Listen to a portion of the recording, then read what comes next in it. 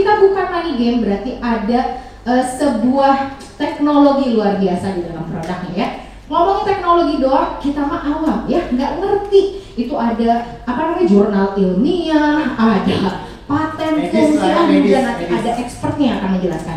Tapi sebelum expertnya menjelaskan, teman-teman perlu tahu bahwa ada orangnya langsung ya yang merasakan manfaat produk. Bersedia berbagi. Karena beliau ini punya kisah autoimun juga ya, punya fatty liver juga. Ada tumor jinak juga, lengkap ya. Itu kayak diborong kenapa? Ya. Nah sekarang fungsi produknya ini kok bisa membantu banyak dan kita pengen tahu progresnya tuh sekarang seperti apa. Jadi nggak berlama-lama lagi, kita panggil Mbak Kania, Mas, untuk bercerita dan memberikan pengalaman ya, silakan.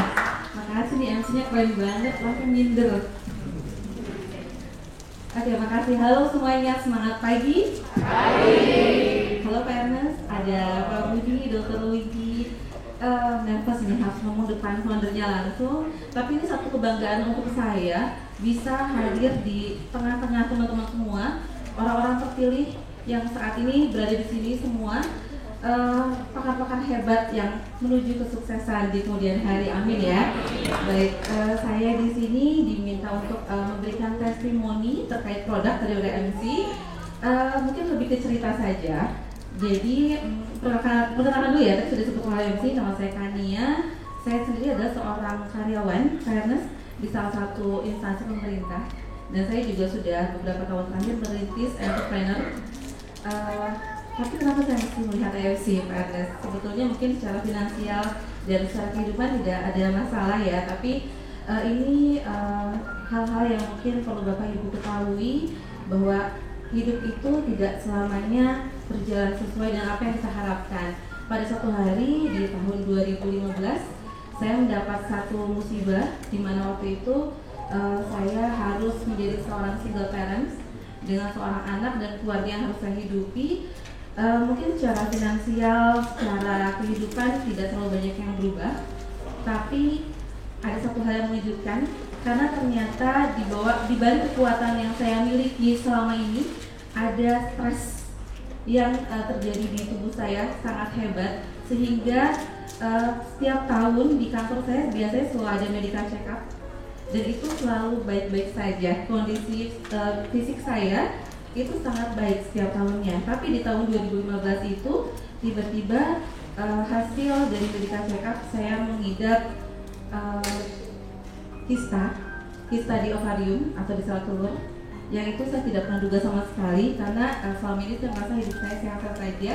Dan tidak hanya itu, ternyata ada banyak puluhan kista di payudara yang itu juga saya tidak pernah merasakan karena tidak pernah merasa nyeri. Jadi untuk ibu-ibu ini harus hati-hati. Mungkin ibu-ibu baik-baik saja tapi harus rutin mengecek kesehatannya karena juga ketika saya divonis ada kista itu saya merasa saya sedang baik-baik saja.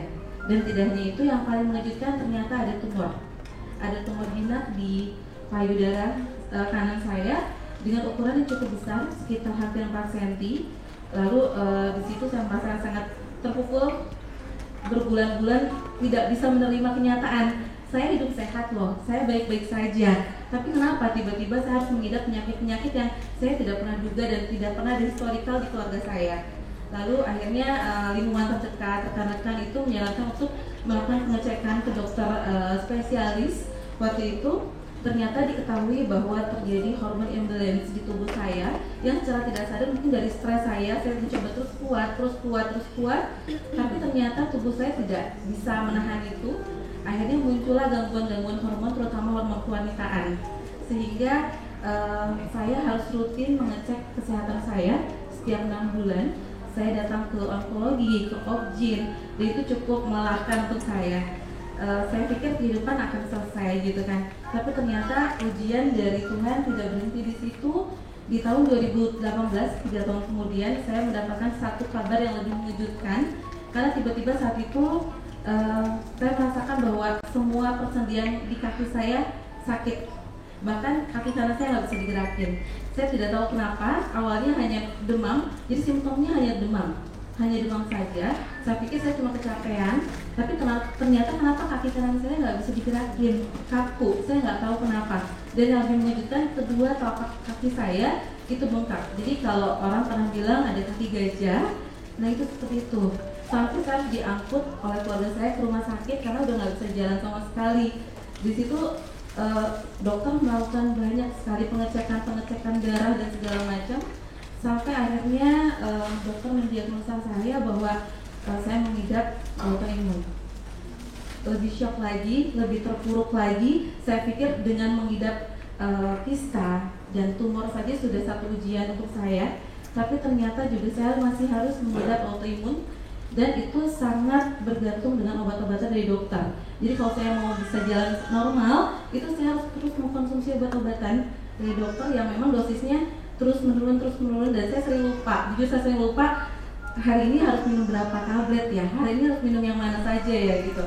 Nah, 3 tahun sampai tahun 2021 saya jalan kehidupan seperti itu. Saya mulai lelah Pak, saya mulai lelah karena sampai kapan saya harus bergantung dengan obat-obatan kimia. Setelah ini apalagi ginjal kah yang akan diserang? Lalu saya coba konsultasikan terus ke dokter, dan ternyata dokter juga menemukan banyak sekali gejala-gejala lain lagi di tubuh saya yang saya juga tidak pernah sadari itu, bahwa ternyata ada fatty liver, ada gangguan fungsi hati, di mana waktu itu nilai SGPT saya sangat tinggi dari kadar normal. Tidak tahu dari mana, mungkin terlalu banyak konsumsi obat-obatan kimia atau apa, sehingga hatinya mulai terganggu untuk melakukan fungsinya seperti itu. Bahkan dari hasil beberapa pengujian darah, dokter sampai mengira bahwa sepertinya ini ada hepatitis juga.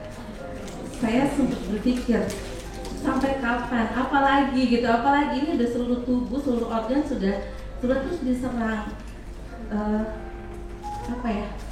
Mau nyerah. Saat itu mau nyerah. Cuma saya berpikir, saya punya keluarga, saya punya anak, saya harus kuat ya. Lalu satu hari saya berpikir begini, tidak pernah Tuhan memberikan ujian pada umatnya tanpa tujuan. Dia akan memberikan ujian pada umatnya untuk lebih kuat lagi. Mungkin ada hikmah besar di balik semua ini untuk saya. Saya tidak pernah tahu apa itu saat itu, sampai satu hari saya coba pelajari. Tadi mungkin Pak Ernest, kemudian MC juga cerita bahwa memang banyak keberkahan gitu ya di TLC ini. Saya coba lihat testimoni orang-orang yang kena autoimun. Ada public figure yang saya lihat waktu itu, dia mengkonsumsi AFC, konsumsi dan beresiko tidak salah mengkoreksi. Sempat terpikir untuk mengkonsumsi juga awalnya, cuman saya pikir ya itu public figure lah, mungkin di endorse Pak. Mohon maaf sebelumnya, mungkin saya tidak tahu juga kan belum pelajari produknya. Satu hari saya kebetulan berteman dengan Ernesta, yang mungkin salah satu founder dari FC All Star. Kebetulan anak kami satu sekolah, jadi saya sangat mengenal Ernesta. Dia kalau mengkonsumsi apapun pasti sudah dipikirkan manfaatnya, dan dia sangat selektif untuk memberikan asupan terhadap anak-anaknya ataupun terhadap dia sendiri, baik itu untuk konsumsi yang dimakan ataupun apapun yang dipakai gitu ya. Nah, ada satu penasaran besar di situ, kenapa Ernesta bisa mengkonsumsi ini? Saya waktu tanya sama Ernesta waktu itu, apa sih itu? Bener nggak sih itu bisa ngobatin gitu?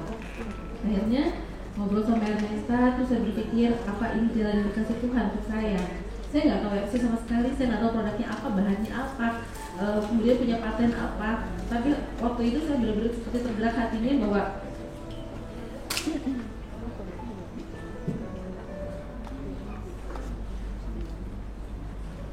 ya waktu itu ada sesuatu yang menggerakkan saya bahwa mungkin ini salah satu bentuk ikhtiar yang harus saya lakukan, yang Allah kasih lewat postingan dari Ernesta, yang waktu itu saya pikir bahwa mungkin ini akan memberikan kebaikan untuk saya. Nekat Pak, 1 tahun yang lalu saya akhirnya bergabung di AFC, langsung Sapphire ya waktu itu ya, langsung Sapphire karena berpikir ya Bismillah, mudah-mudahan ini bisa mengobati penyakit-penyakit saya gitu, seperti itu. Walaupun waktu itu saya belum tahu bahwa ini adalah superfood, saya pikir obat gitu ya. akhirnya saya ikut Zoom mendalami semua produk-produknya karena waktu itu belum dapat, jadi begitu member nggak langsung dapat karena sedang susah waktu itu ya produknya apa ya. Nah begitu saya terima produknya, saya langsung konsumsi sop Subarashi dan ikuti secara rutin. Puji Tuhan kurang lebih 1 bulan Pak, 3 minggu lebih sebetulnya saya melakukan pengecekan kembali semua tes baik anak panel dan semuanya. Ternyata memang ada hal yang sangat amazing karena ternyata dokter tidak menemukan lagi hasil-hasil negatif baik dari DSPP dan hepatitis saya pun juga negatif. SGPT-nya semuanya normal. Ini 3 minggu Pak. Saya tidak tahu apakah ini satu anugerah gitu ya untuk saya Pak, yang pasti betul Tuhan sedang memberikan saya kesempatan berikutnya untuk tetap sehat gitu ya. Nah, tidak cukup dari situ. Akhir tahun lalu saya coba untuk juga melakukan pengecekan terhadap kista dan form saya. Alhamdulillah puji syukur kista di ovariumnya hilang. Itu tidak pernah menyangka sama sekali. Saya pikir ini akan saya tanggung seumur hidup. Saya pikir ini adalah akhir dari hidup saya. Kemudian juga kista yang ada di payudara yang jumlahnya puluhan itu hanya tinggal beberapa saja dan bentuknya pun semakin mengecil. Yang pasti hormon saya juga semakin seimbang dan yang lebih mengejutkan adalah form saya mengecil. Yang tadinya hampir 4 cm, pemeriksaan terakhir di akhir 2021 hanya 1,2 cm. Dan mudah-mudahan ke depannya ini akan terus mengecil dan semoga bisa sembuh. Sebetulnya gini, hikmah dari semua ini mungkin saya tidak mau overclaim juga, tidak mau overclaim bahwa saya nyatakan sembuh.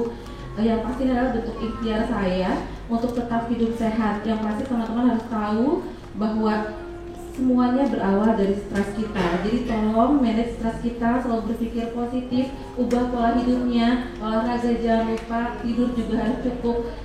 Sop Subarashi dan usus ini merupakan salah satu bentuk ikhtiar kita, superfood kita yang bisa mendampingi kita tetap kesembuhan dari Tuhan. Tapi juga kita tidak boleh berdiam diri kalau kita mau mengubah nasib kita ke depannya seperti itu. Dan satu lagi pelajaran yang berharga untuk saya Pak Anas, Tuhan sedang memberikan kesempatan saya yang kedua untuk tetap hidup sehat, untuk bahagia di kemudian hari. Dan saya tidak pernah boleh berhenti di sini karena kebaikan yang Tuhan kasih untuk saya itu adalah amanah yang harus saya share juga ke teman-teman semua. Barangkali teman-teman semua di sini mungkin memang belum membutuhkan karena belum merasakan atau juga tidak merasakan, dan jangan sampai merasakan seperti saya, tapi mungkin keluarga atau teman-teman di luar sana ada yang membutuhkan hal-hal atau informasi yang tadi saya sampaikan, itu juga bisa di-share ke semuanya. Jadi tolong jangan juga berhenti di ruangan ini, semua kebaikan ini tolong di-share ke semuanya. Itu saja, terima kasih.